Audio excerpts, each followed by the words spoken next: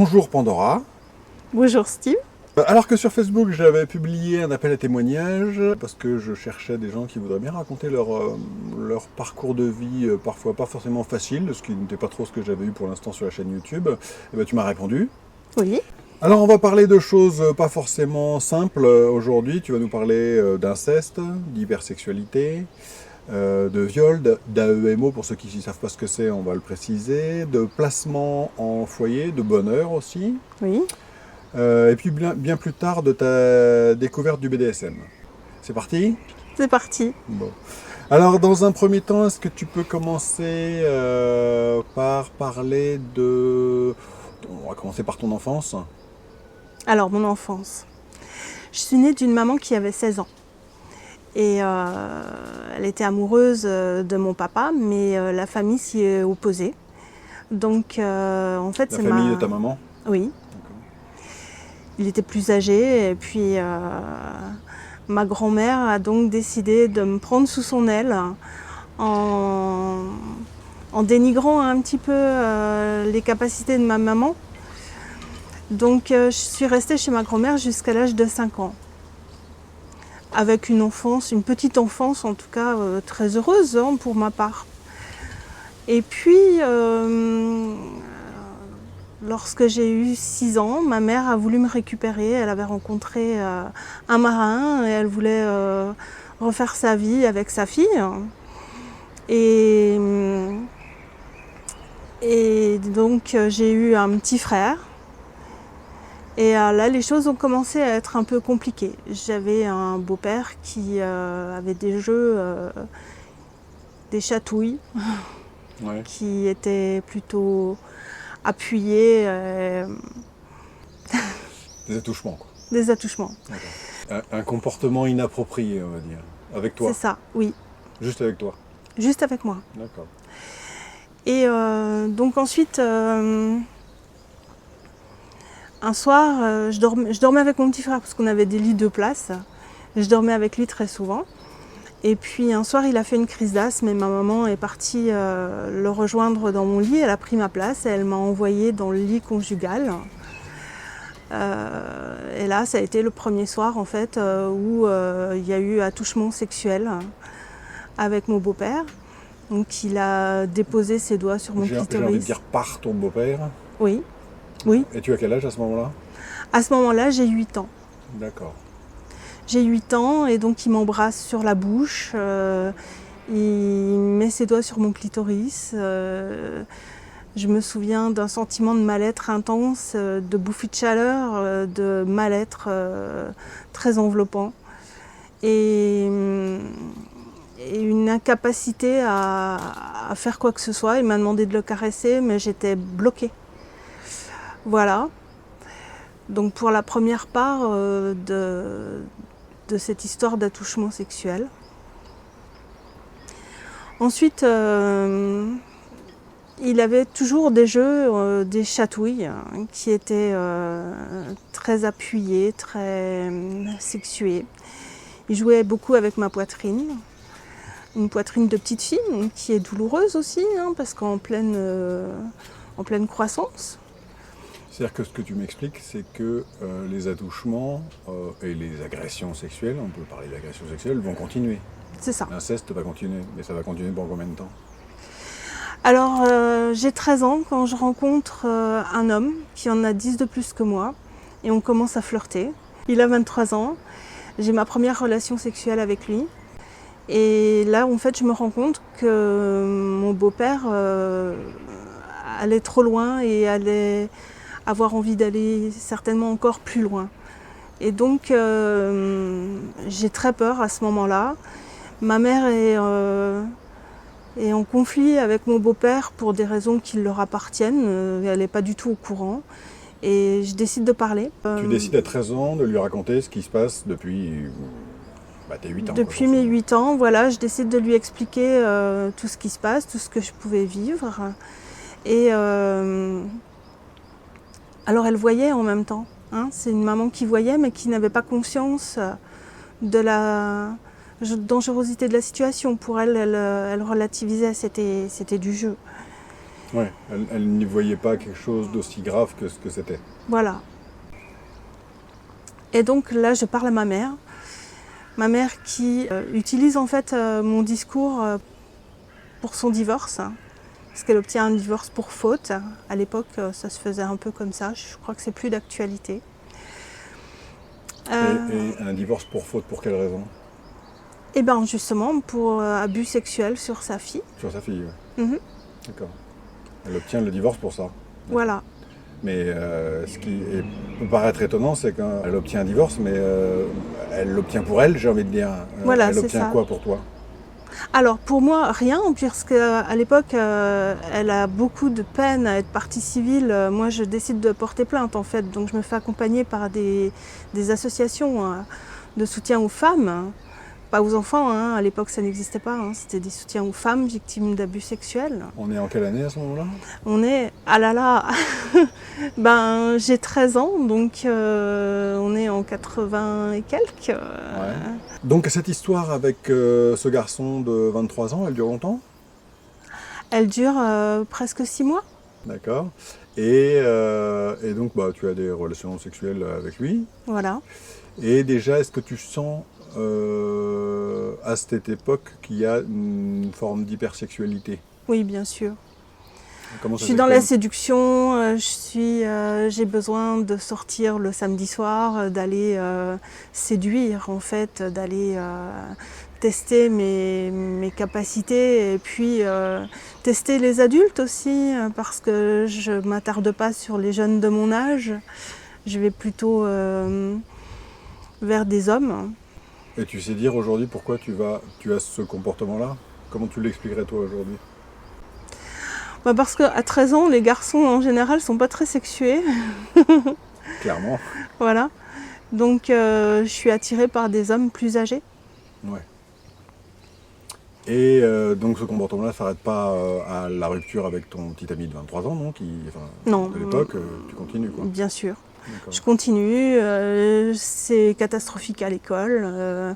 Ma mère déménage tous les 6 mois, elle change d'amoureux très régulièrement, donc c'est une histoire familiale très compliquée. Pour finir sur ton comportement par rapport à ta sexualité à ce moment-là, tu me dis que tu as des comportements à risque en plus, tu fais pas forcément Ah attention. ben oui, tout à fait.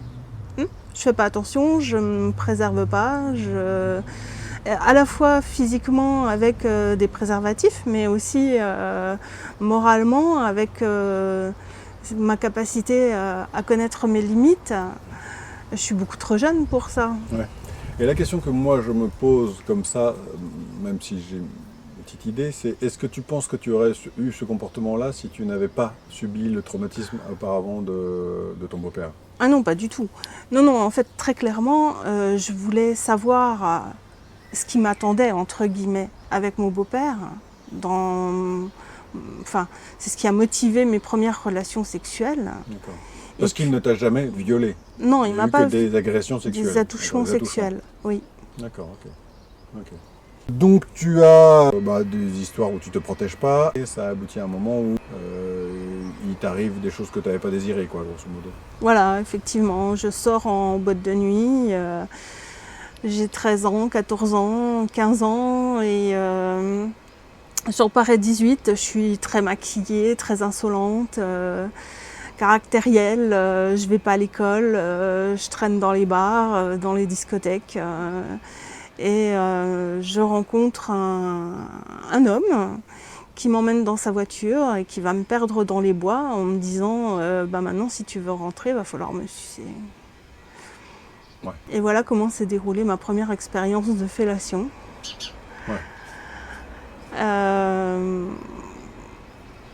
Je suis revenue à la discothèque avec lui. Il m'a totalement ignorée. Je suis allée vers mon ami, je me suis lavé la bouche dans les toilettes. Et en fait, j'ai continué ma vie comme si de rien n'était, parce que pour moi, c'était un adulte normal, un comportement d'adulte normal, abuseur, abusif. J'ai envie de dire parce que c'est ça que tu avais connu avant, enfin, mis à Oui, part éventuellement. tout à fait. Ouais. Enfin, pour toi, ça fait partie, dans une certaine mesure, de la normalité. Voilà. Ce qui n'est pas le cas, mais à l'époque, tu ne le sais pas forcément, ou en tout cas, tu le... Est-ce que tu ne le sais pas, ou est-ce que tu ne préfères le voir comme ça, parce que c'est peut-être plus facile à vivre aussi, je ne sais pas. Probablement les deux. Ouais. Probablement les deux, probablement que je culpabilise aussi, parce qu'on se dit qu'on aurait pu éviter, j'aurais peut-être dû refuser, enfin bref. Tu culpabilises parce que tu te dis que tu es peut-être à l'origine de ce qui t'est arrivé? J'ai toujours culpabilisé, oui. Ouais. Bah, en préparant, tu m'as quand même dit que tu étais écœuré, clairement ça t'a pas plu ce qui s'est Ah passé. ben oui, Mais c'est pas ce que tu dis à ton amie, à ta copine qui est là Mon amie, en je lui discothèque dis, avec toi. mon amie, je lui dis, voilà, je suis tombée sur un sale con, et je me souviens me laver la bouche dans l'évier, et lui dire, allez viens, on s'arrache. D'accord. Mais à ce moment-là, tu n'envisages pas de porter plainte ou de... Ah non, du tout, mais pour moi, c'est absolument pas un délit, même pas un délit, c'est même pas un viol, c'est juste quelque chose de banalisé. Ouais. Tu m'as dit ça à ce moment-là, d'ailleurs, quand tu as ce comportement séducteur, tu m'as dit en préparant, ayant été mal aimé, tu cherches à plaire et à maîtriser la situation. Oui, ouais. C'est d'ailleurs très ambivalent, Ouais. parce que je suis soumise et pas domina. Dans ma vie actuelle, Ouais. BDSM, Ouais. je suis soumise. Et pourtant, effectivement, j'avais ce sentiment de puissance sur les hommes, en fait, parce que je les charmais. Et j'arrivais à mes fins, je pensais arriver à mes fins, en tout cas, alors que c'est eux qui y parvenaient. Disons que ça les dérangeait pas que ça se passe comme ça, quoi. Parce qu'au final, ils avaient quand même ce qu'ils voulaient. Et alors à ce moment-là, ta mère, elle a toujours un comportement un peu paradoxal parce qu'elle me dit, elle est séductrice même avec tes propres conquêtes. C'est arrivé effectivement à plusieurs reprises qu'elle me dise, mais ce mec-là, on n'a que 16 ans d'écart de toute façon, Ouais. Donc ce mec-là, il n'est pas si mal que ça, il pourrait me convenir. Ouais. Tu me dis, parfois elle te dit, laisse-le moi. Laisse-le moi, oui. Ouais. Ce qui évidemment n'est pas un comportement... C'est pas constructif dans la pudeur qu'une jeune fille doit apprendre avec sa maman. Ouais. Et tu me dis effectivement, comme tu viens de le dire, du coup la pudeur t'as pas appris en fait. C'est pas un code social qui t'est inculqué, on va dire. Alors à l'âge de 13 ans, on revient un petit peu en arrière, tu as porté plainte contre ton ex-beau-père qui t'avait reconnu vu que tu n'avais pas de papa. Oui, c'est ça. D'ailleurs tu m'as dit tout à l'heure qu'à un moment tu as porté son nom. Oui, d'accord. J'ai porté son nom. Pour avoir le même nom que mes frères en fait. Ouais. Oui, il y a aussi ça. Voilà. Ça facilite la vie quelque part. On était une fratrie. Ouais. Ouais. Et donc, tu as porté plainte contre lui et il a été déchu de ses droits parentaux par la suite. C'est ça. Et il ne prend que 8 mois avec ou sans sursis. 8 mois de prison avec je ne sais plus combien de sursis. D'accord. Mais effectivement, il y a prescription puisque c'est un attouchement sexuel, c'est pas un crime. Et la prescription elle est de combien à ce moment-là? Je crois que c'est 5 ans. D'accord. Parce qu'en fait, c'est jugé quand tu as 18 ans et plus, alors que... non, c'est jugé quand j'ai 16 ans. Mais j'avais, à partir de 18 ans, j'avais quelques années où je pouvais reporter plainte. D'accord. Ce que j'ai pas fait. D'accord. Et en fait, quand tu dis à prescription c'est 5 ans, c'est parce qu'en fait le seul attouchement qui a été retenu, c'est les jeux. Avant, oui, c'est les des chatouilles, jeux quand tu étais bien plus jeune. En fait. Tout n'est pas pris en compte, en fait, tout n'est pas retenu par le tribunal pour le jugement. Voilà, la fameuse soirée où mon frère a fait sa crise d'asthme, c'est pas retenu. D'accord, ok. Les choses qui ne sont pas retenues par le tribunal, il n'y a pas de preuve, quoi, grosso modo. Alors, non, c'était même pas qu'on ne me croyait pas, c'était que il y avait prescription. D'accord. Ça faisait plus que 5 ans, donc il fallait que j'attende d'avoir 18 ans pour reporter plainte et enclencher une procédure, une nouvelle procédure en fait. D'accord, ok. Et à partir de 13 ans, quand même, la protection de l'enfance commence à s'occuper de ton cas, j'ai envie de dire, et notamment suit par le biais d'une AEMO. Alors, est-ce que tu peux décrire un petit peu ce qui se passe? C'est une action éducative en milieu ouvert, c'est-à-dire que c'est des éducateurs qui viennent à la maison et qui essayent de comprendre un petit peu ce qui s'y passe. Ils sont missionnés par l'aide sociale à l'enfance, donc... Leur but, il faut le dire très clairement, c'est te protéger. C'est me protéger. Mais à l'époque, moi, je le sais pas trop. Je le vis un peu comme une agression. Parce que... C'est une intrusion dans ta vie, dans ton domicile? Oui, et puisque je suis tellement rebelle, tellement, j'allais dire anarchique, c'est pas simple. Je voudrais pouvoir être la petite fille modèle, mais j'ai pas ces bases-là. Ouais. J'ai pas la bonne famille au bon moment. Et puis en plus, dans une certaine mesure, comme tu dis, tu essayes de garder le contrôle sur ta vie, un petit peu comme tu essayais d'avoir le contrôle sur les relations amoureuses, dans ta séduction. Des gens qui viennent t'expliquer que tu as 13 ans et que tu as une enfant et qu'il faut que tu te comportes comme une enfant, voilà, c'est peut-être un peu compliqué, oui. Exactement. Et ça va durer combien de temps, ce suivi Alors ce suivi, il dure jusqu'à mes 15 ans. Il passe le relais après à un foyer où je suis placée. Donc tu es placée à 15 ans? Je suis placée à 15 ans dans un appartement qui dépend, un petit studio en fait, qui dépend d'un foyer. Alors pourquoi tu es placée? Qu'est-ce qui fait qu'il y a un passage de l'AEMO au foyer? Tout simplement pour me protéger. Parce que je prends la place de ma maman, parce que j'essaye d'éduquer mes frères, parce que je suis très rebelle, je vais pas à l'école, je file du mauvais coton. Ouais. Voilà, je traîne. Ouais.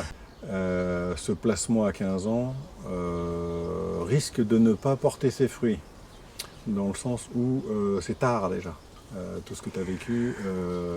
Alors, ça m'a aidé quand même dans ma scolarité. Ça t'a aidé dans ta scolarité? Voilà. Ça c'est bien, parce que c'est pas toujours ce que j'ai vu de ma propre expérience, qui évidemment n'est pas généralisable, mais ça t'a aidé, d'accord. Alors oui. Vas-y, développe. Eh bien, finalement, ils m'ont obligée à être... j'étais dans une école, c'était un institut d'éducation et d'orientation. Ouais. Et donc, j'étais 15 jours en stage, 15 jours à l'école. Et durant ces 15 jours d'école, j'avais une amie en fait sur laquelle j'ai pu beaucoup compter, qui m'a appris finalement à avoir un statut d'écolière. Donc j'ai commencé à être adolescente. D'accord. Okay. Mais avec beaucoup de difficultés parce que j'étais seule. Et donc j'ai appris très tôt qu'on était toujours seul dans la vie. Ouais. Et ça reste encore aujourd'hui, ça perdure. Et j'ai beaucoup de mal dans mes relations parce que la confiance, c'est quelque chose de compliqué. Ouais, qui ne vient pas naturellement, quoi. Non. Ouais, c'est logique, hein. Quand on a été trompé très souvent, pour refaire confiance derrière. Oui, il y a une trahison de la part des adultes, de plusieurs adultes, ouais. Donc, et des adultes référents. Donc,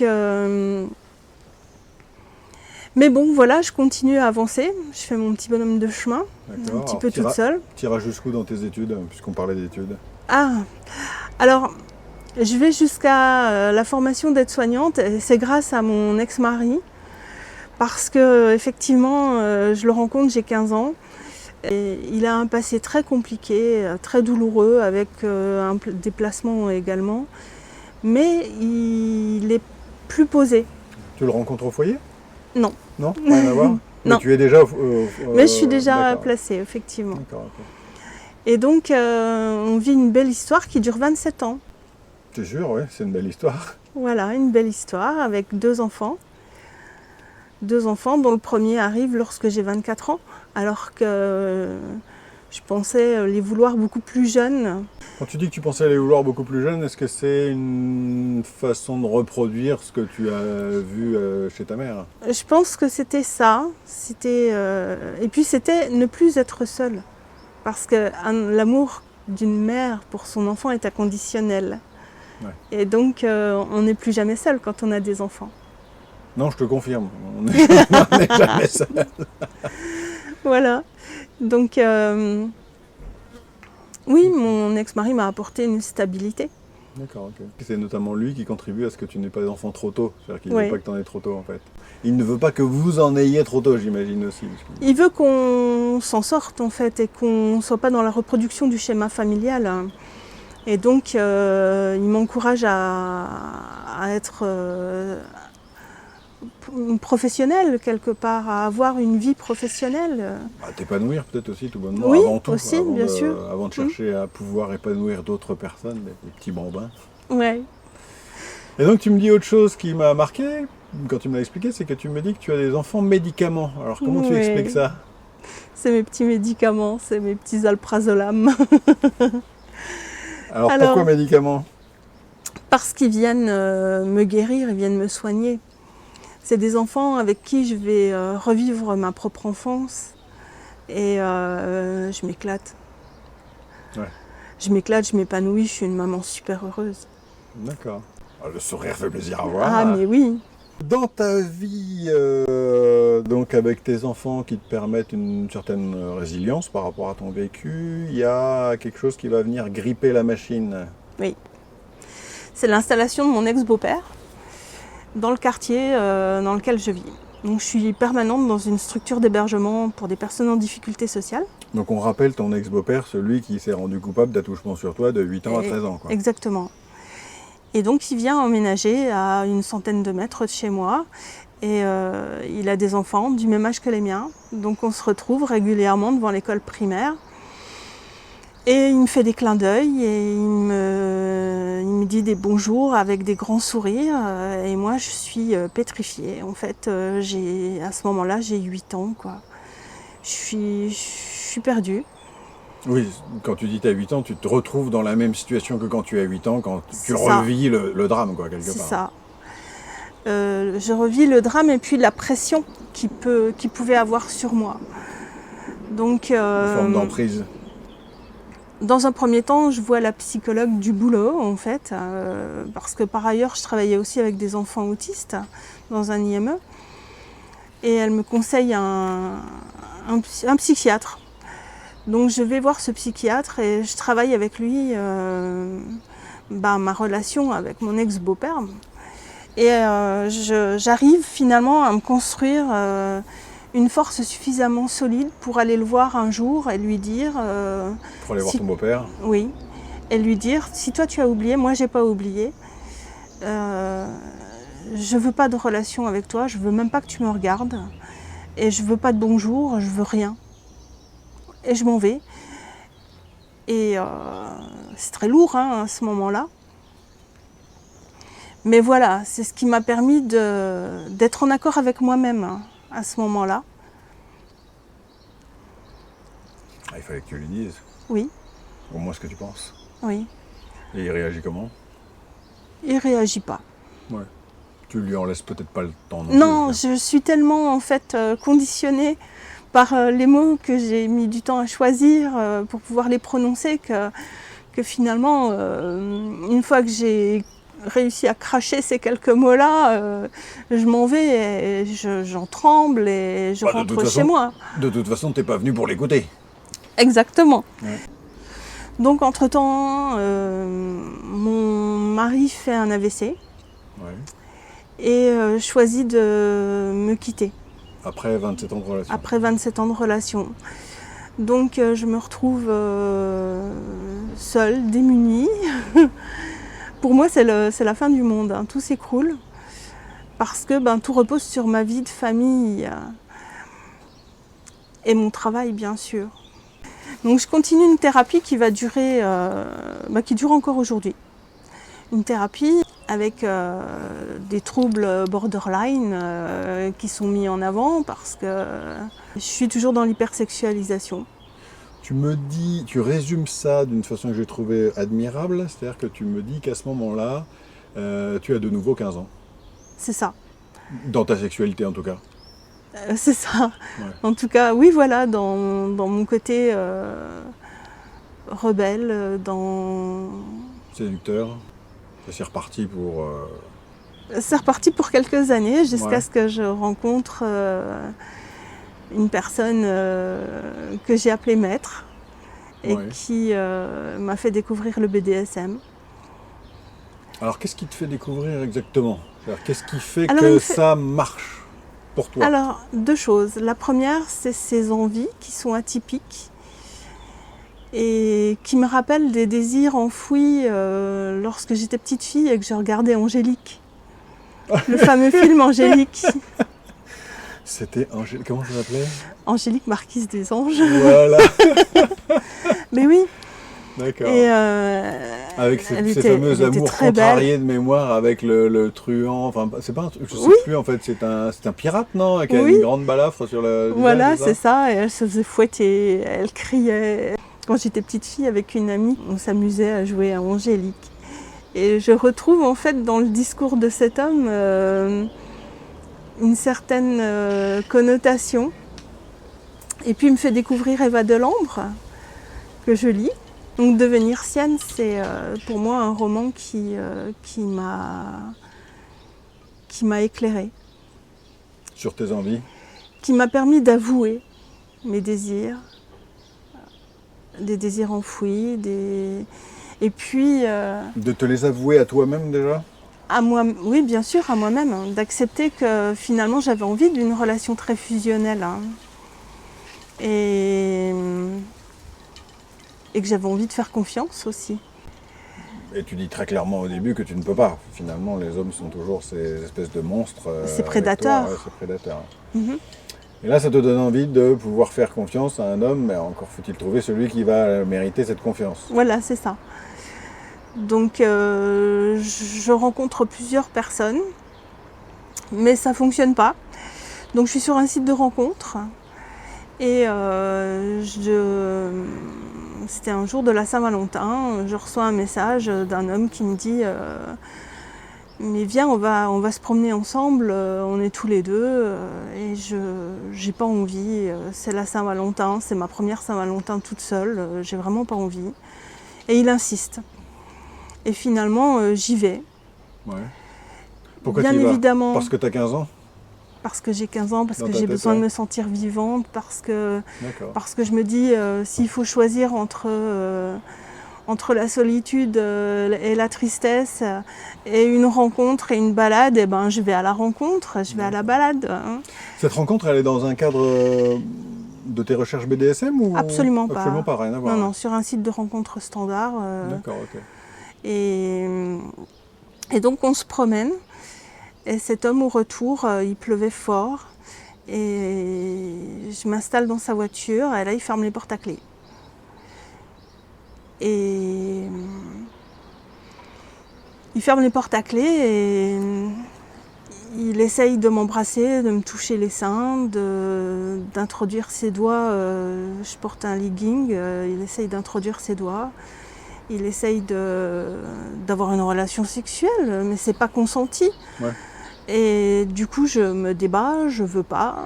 Je me souviens que la fenêtre de la voiture est ouverte, il pleut dans mon cou.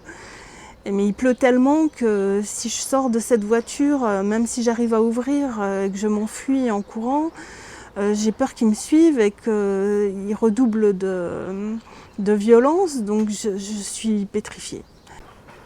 Il finit par se masturber à l'intérieur de son pantalon. Et là, Devant toi? Oui.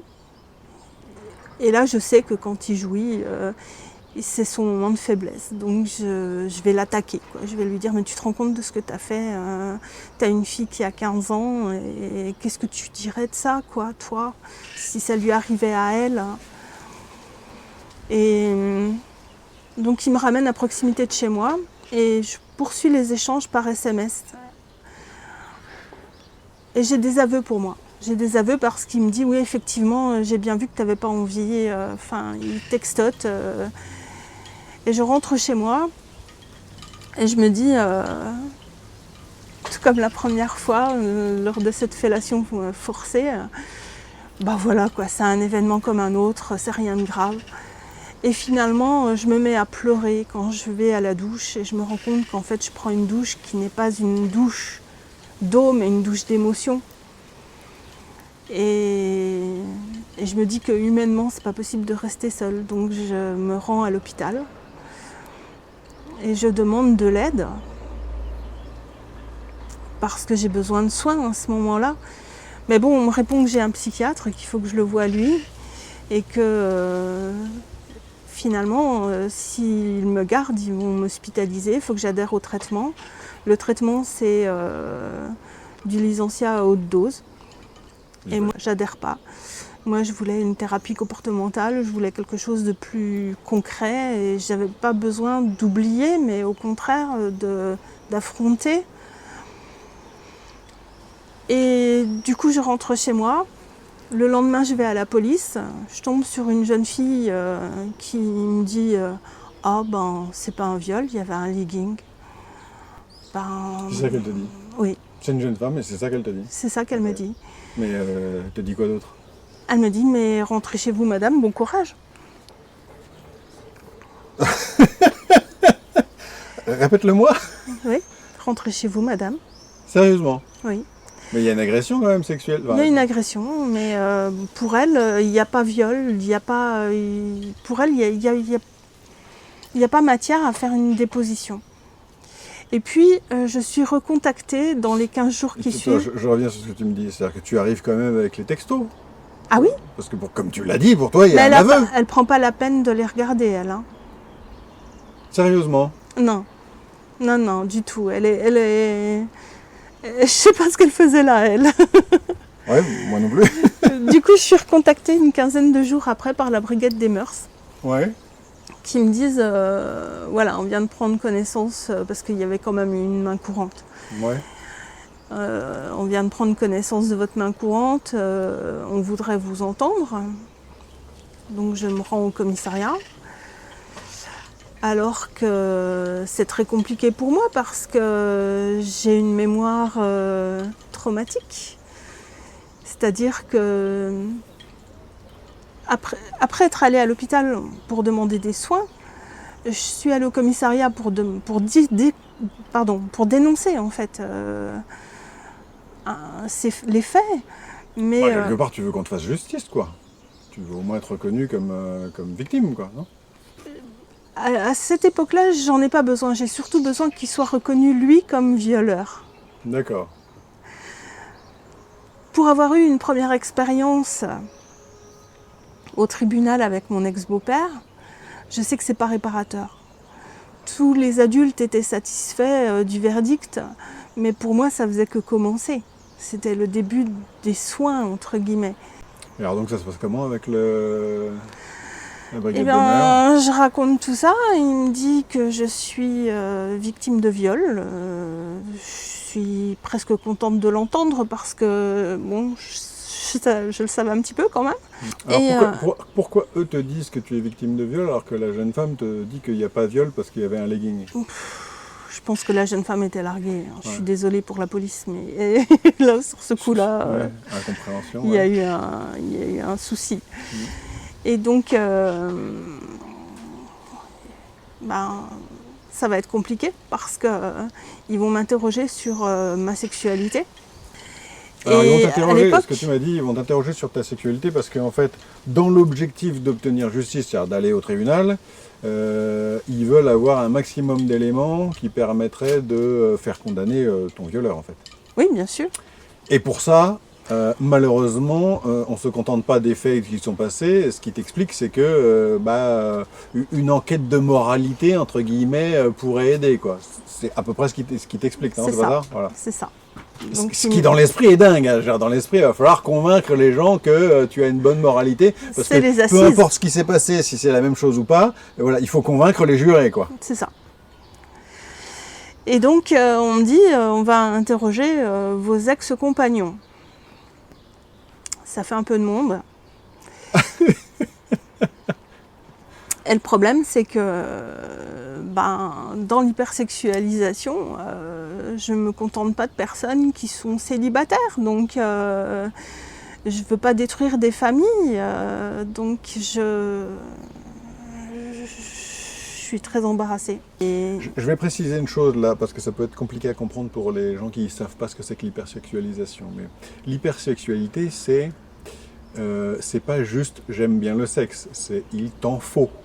oui, C'est pas la même chose dans le sens où t'es pas juste en train de prendre du bon temps. C'est-à-dire, tu ne te sens pas bien si tu n'as pas de sexe. C'est un petit peu ce que m'ont expliqué certaines personnes qui étaient touchées par l'hypersexualité. C'est pas juste j'ai envie, c'est sympa, c'est un vrai besoin. Ce qui peut amener effectivement à, bah tant pis, je vais prendre le partenaire que j'ai trouvé. Et je le précise parce que c'est ça qui peut t'amener quelque part par non-choix à avoir eu des partenaires qui étaient potentiellement mariés, quoi. Oui, voilà, c'est ça. D'accord. Et puis c'est un cumul de personnes. En fait, moi je disais souvent 1 plus 1 plus 1, ça fait finalement 0. Parce que c'est pas humain, entre guillemets, c'est très primaire, Ouais. c'est pas très joli. L'hypersexualité, contrairement à ce que les gens pourraient s'imaginer, c'est pas du libertinage, quoi. Ah non. Pas... Non, non. Ouais. Donc, ils veulent enquêter sur tes anciennes relations pour convaincre les jurés, et toi, tu veux pas casser, tu as une éthique personnelle. Ouais, il est hors de question que je donne des noms, donc je rentre chez moi. Tu ne donnes aucun nom ou tu veux pas donner les noms de ces personnes que ça pourrait mettre en difficulté? Alors, je donne aucun nom parce qu'on me demande toutes les personnes. En fait, D'accord. on me dit, voilà, on va prendre votre répertoire de téléphone et on va vous demander quels sont vos liens avec eux. D'accord, ouais. Ils veulent tout savoir. Exactement. Ils veulent pas juste une partie de la vérité. Voilà, non. Ce qui peut se comprendre quelque part pour des Oui. enquêteurs, mais pour toi, ça pose un vrai problème. Voilà. Ok. Et donc? Et donc, je protège mes compagnons d'un soir. Ouais. Mm. Et donc, tu portes pas plainte, quoi, Je porte pas plainte. finalement. D'accord. Et donc, cette histoire-là, ça va se passer comment pour finalement... Alors, cette histoire, finalement, le procureur juge qu'il y a quand même matière à entendre cet homme-là, donc ils vont quand même l'auditionner. Je sais qu'il a fait 72 heures de garde à vue. Je suis recontactée. Oui. Je sais qu'il a reconnu une partie des faits, notamment les attouchements sexuels, mais en aucun cas il ne reconnaît avoir inséré ses doigts dans mon vagin au travers du legging. D'accord. Donc la police me suggère de porter plainte pour attouchement sexuel. Donc c'est plus du tout la même chose. Moi j'ai vécu un viol, je suis pas avec violence et pas un attouchement sexuel. Donc moi je décide en fait de ne pas poursuivre en précisant que si toutefois il y avait d'autres soucis par la suite avec cet homme-là, je me rallierais effectivement aux autres victimes. D'accord. Si effectivement c'est un prédateur.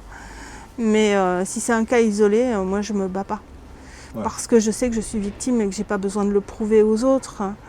Et que la justice, faut avoir confiance en la justice. Moi j'ai pas confiance en grand monde. Ouais. Oui, par ailleurs, oui, tu as un problème de confiance depuis longtemps dans les adultes, et en particulier Exactement. les adultes référents, Voilà. qui t'ont bien trop trompé. La justice, finalement, c'est une émanation référente de l'autorité. C'est ça. Donc tu ne lui fais pas confiance. Donc je me replie sur moi-même. Le fait est qu'elle t'a montré aussi qu'elle n'était pas capable de s'adapter peut-être aussi à ton cas particulier. Exactement. En plus, dans cette affaire, il y a quelque chose qui n'aide pas, c'est que comment tu aurais jugé les gens si tu avais dû dire que tu avais aussi des relations BDSM, parce que tu en avais déjà à ce Ah moment-là. oui. Ça aurait été encore pire.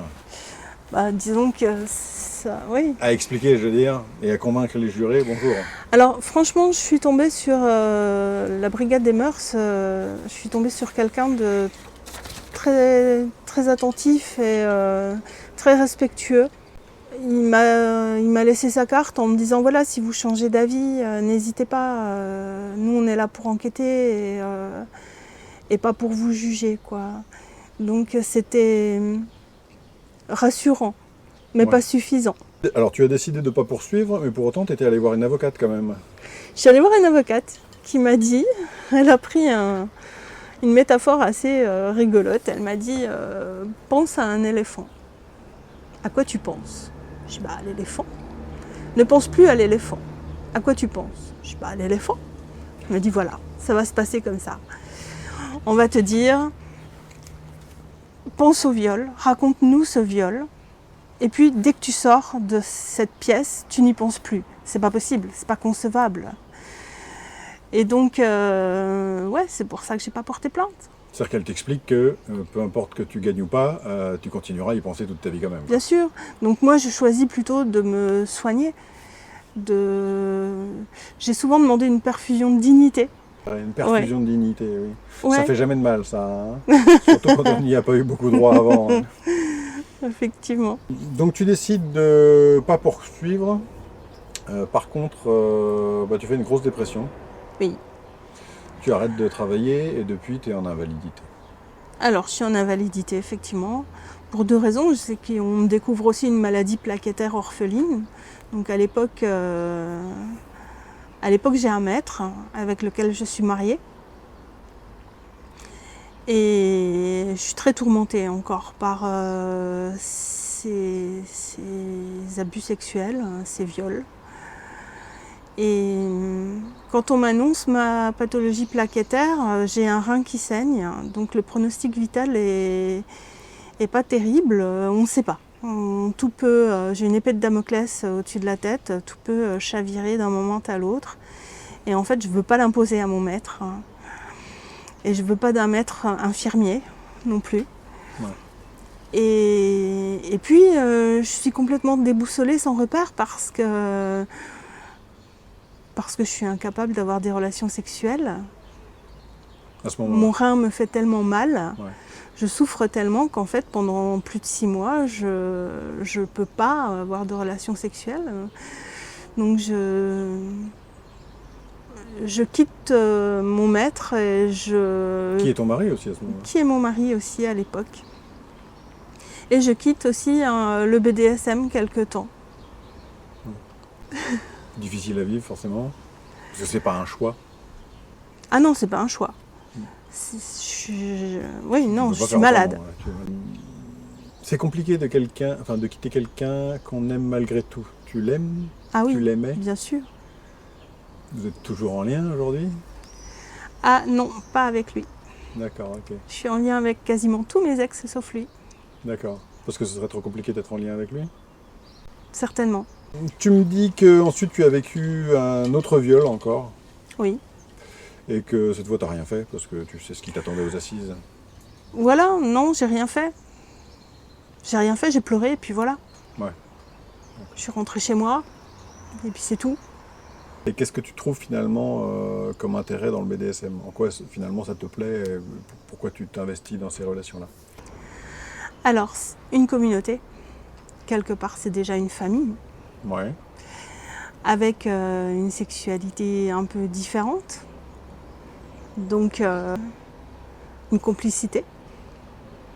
Et puis... Je rebondis sur ce que tu viens de dire. Quand tu dis une sexualité un peu différente, est-ce qu'elle est un peu différente ou est-ce qu'elle est étudiée, recherchée, peut-être de meilleure qualité que celle que tu as apportée, juste l'hypersexualisation? Ah oui, bien sûr. Oui, elle est plus cérébrale. Et tu me disais aussi quelque chose d'intéressant, c'est que quelque part, dans le rôle de soumise, tu te sens en quelque sorte de nouveau. Je dis bien en quelque sorte, hein, je ne suis pas psy, hein, mais tu te sens quelque part un peu retourné dans une position d'enfant. Guidée en tout cas. Guidée. Voilà, exactement. Oui, j'aime cette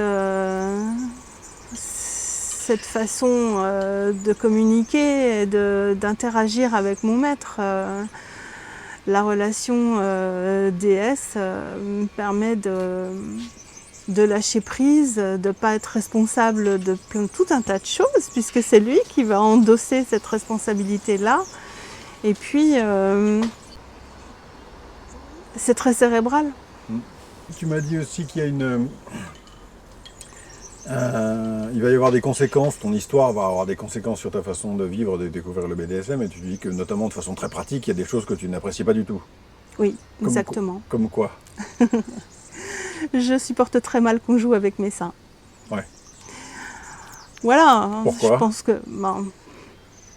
parce que l'inceste fait que c'est un endroit qui est resté sensible. Je pense que la mémoire est inscrite. Ça te rappelle ce que t'as fait ton beau-père? Oui, beau-père. bien sûr. Donc clairement, ça peut pas être plaisant, quoi. Voilà. Ouais. Tu me disais que il y a une chose qui est assez présente dans les relations BDSM, c'est une forme de masochisme, en particulier chez Oui. les personnes en position soumise, hein, on va dire Oui. plutôt bottom. Mhm. Et toi, tu n'as pas forcément identifié de lien entre ton masochisme, chacun est plus ou moins maso à divers degrés, hein. Et toi, tu n'as Exactement. pas identifié de lien entre ce que tu as vécu et ton masochisme? Non, pas vraiment. Avec l'hypersexualisation, oui, puisque j'étais dans cette appétence de sexe.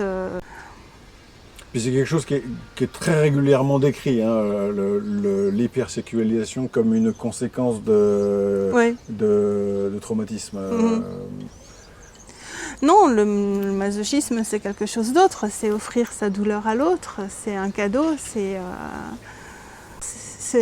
Non, c'est pas de la souffrance, c'est de la douleur. C'est différent.